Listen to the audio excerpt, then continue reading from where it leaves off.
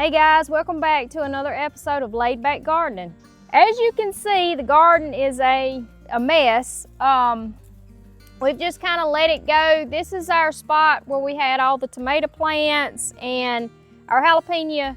We had tomatoes here. We had our jalapenos here, which are still doing well, going yes, strong. Yes, they are. We had some different types of tomatoes, some cucumbers, and some bell peppers as well. Matter of fact, one of the kids earlier today come in here and she said, I need some bell peppers. And she just walked out here and grabbed her handful of them and went back in there, and I don't even remember what she was cooking, but it's nice just to have, on hand.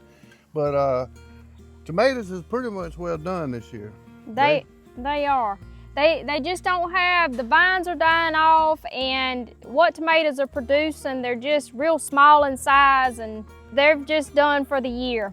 And we have put up enough to last us well into the season next year. So we have. We've put up plenty. So what we wanted to cover today with you guys is the best plants and crops to plant behind the tomatoes to help keep disease and pests down and to help put nutrients back in the soil. We're starting to get a little break in the summer heat. You can tell there's not quite as much humidity, and we've had a little cool spell, and it's been really nice.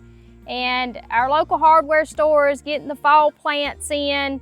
The turnips and the collards, the cabbage, cauliflower, just getting us in the mood. And so we want to come out here, and we're gonna start pulling up all the tomato plants, and we'll pull up the fencing and the trellises that we have made for them, and we're gonna start amending the soil. Things that you can add to the soil after you pull up your tomato plants that set a really good foundation for your fall crops is going to, as you guys know, number one on our list is chicken manure.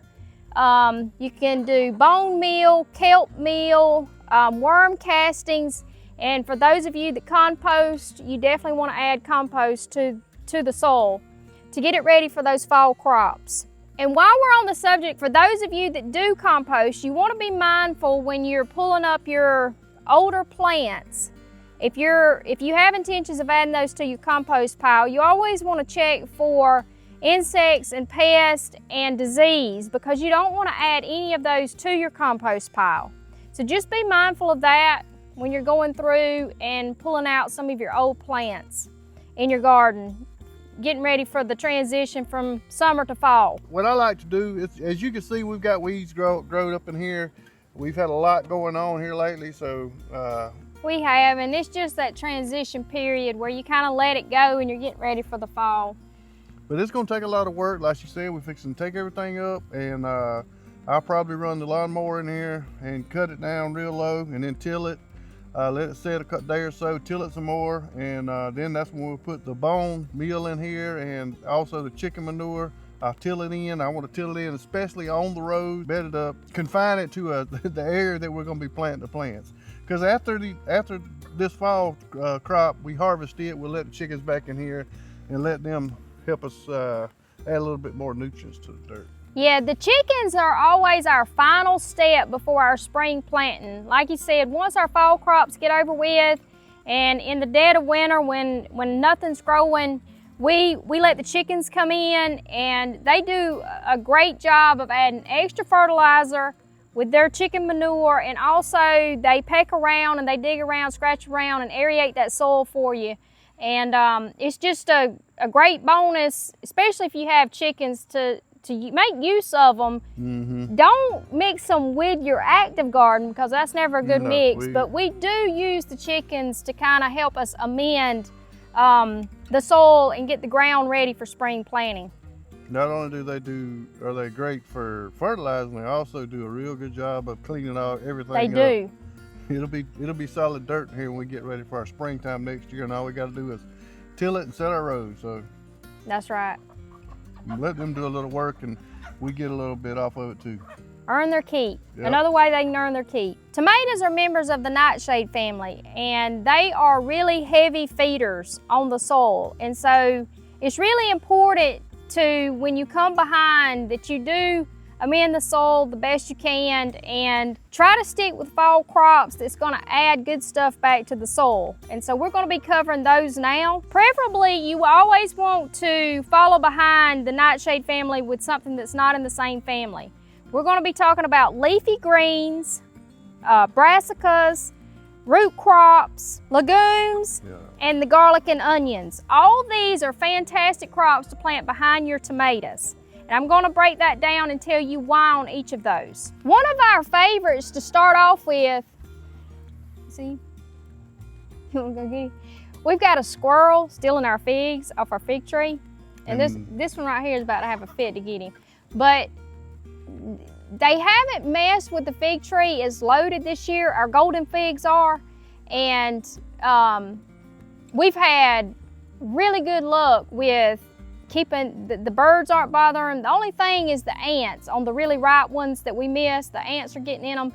But now these two squirrels have found them, and we sat out here a minute ago and just watched them go up the tree, get one, and take off with it. So. And they're peach tree. Peach tree. It had tons and tons of peaches on them. They demolished it. They did. They wiped it out. They'll do the same thing with this fig tree, but needless to say, squirrel season's in, so we may be having squirrel for supper. Who knows? One of our favorite first crops to plant immediately after the tomatoes is, of course, lettuce. That's a quick grower, and they're also very light feeders. So they're not gonna suck a lot out of the soil immediately because, like I say, it gives it a little more time to amend. So the first thing we'll be planting in this area right here where the tomatoes are coming up, it will be leafy greens. We'll do lettuce. You can also do kale, chard, spinach. We'll probably stick with the lettuce and the spinach. We're not real big chard eaters, but to be fair, we really haven't experimented with the chard. We don't know much about it, but we may try to plant some just to see what it's all about. If you got tips on the chard or advice whether or not we should try it, do drop it in the comments. We'd love to hear about it. We'll also be planting in the brassicas. That family consists of broccoli, cabbage, cauliflower, Brussels sprouts. So we will probably touch on all of those. Those will also go in this area. Root crops are another great choice. They help loosen up the soil as they grow, which is a benefit come spring planting. They also like the leftovers from the tomato plants. Of course, your root crops are your carrots, your beets, your radishes, and your turnips. We will be planting carrots and turnips. The turnips we're probably going to plant over in the other garden spot where the peas and the okra once they get through. But the carrots will go over here. This spot is a little more shaded than over here where we have the peas and the okra. Legumes are also an excellent choice. They add nitrogen back to the soil naturally. These include your bush beans and your fall peas. Garlic and onions is another crop to be thinking about. You can go ahead and plant those now, and that way they'll winter over in the ground and they'll get a fresh start in the spring. So we'll also be planting those this fall. So even though our tomatoes are done for the season, yeah, we hate to see them go, and it's gonna be a long time coming before they're ready to start putting on next spring, but we're gonna keep going with the garden and it'll still keep producing with those crops that we just mentioned. But like I said at the beginning of this video, this cool snap and this cooler weather, and you can feel the shift. You can feel it in the air. The wind's blowing today, it's a little cooler. I know we got some more hot days coming.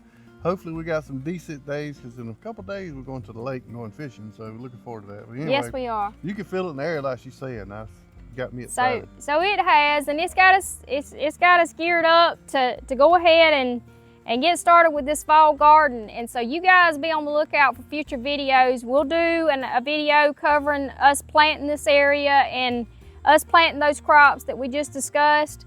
But this video is more just about educating you on things that you can do behind your tomatoes, because most everybody's done. Their tomatoes are done by this time of the year, and everybody's getting geared up for the fall and what to put in the ground. And these are all good choices. Another transition that's happening with us is we've had our garden to table series all throughout our spring and summer garden, and we've brought a lot of recipes to you and a lot of things straight from the garden to the table. As we've mentioned in other videos, we'll still continue to do the fall gardening and make videos on how our fall garden is doing and things going on with it. But we also shift this time of year to hunting season because that is where a majority of our protein comes from that we put on the table. We don't raise a lot of animals for slaughter or butcher. Instead, we have access to a lot of land to hunt on. And so most of our protein comes from harvesting wild game. And so you'll see that shift. We'll still do some fall garden to table recipes, but you'll see more woods to table. That's another series that we start during the fall and into the winter. And we'll start sharing some of those wild game recipes with you as well.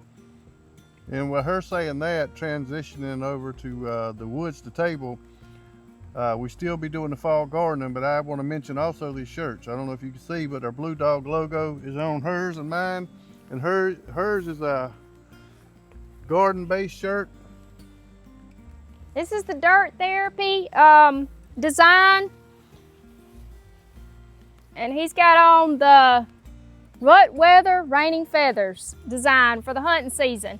But these are just a couple of the designs we've been working on. We're really excited to get our merch up and running, working on a few more designs and just tweaking a few things and just making everything streamlined so you guys won't run into any problem. If you ever have a problem with anything online, please contact us and we'll take care of the problem. With the merch, yeah. We've been working on merch for a while. We've done through several different trial runs and a couple different companies, but we want to make sure everything's right, and we'll order stuff for ourselves and just to make sure we're satisfied, so therefore y'all get satisfied. So if y'all have any problems, y'all let us know. Yeah, slip-ups can happen, and the company is supposed to be able, you're supposed to be able to work with the company, and they're supposed to take care of the customer service part. But in the event that they don't do that to your expectations, drop us a comment. We also have an email listed on our channel that you guys are welcome to use. I keep a close check on both, and we will make it right, whatever it takes. But I guess that about wraps it up for this video. Thanks for hanging out in the garden with us again. And we're looking forward to hanging out with y'all on the fall gardening. So be on the lookout for those new episodes coming out. And y'all stay tuned for all the other stuff. Like she says, transition over to hunting season. We fishing, we still do a little bit of everything. Whatever we do in our life, we're gonna share it with y'all. And y'all just come along on this adventure of the Blue Dog Venture Life. That's right. Until next time, guys, thanks for watching. You ready, Mama? We're fixing to get these tomato plants pulled up.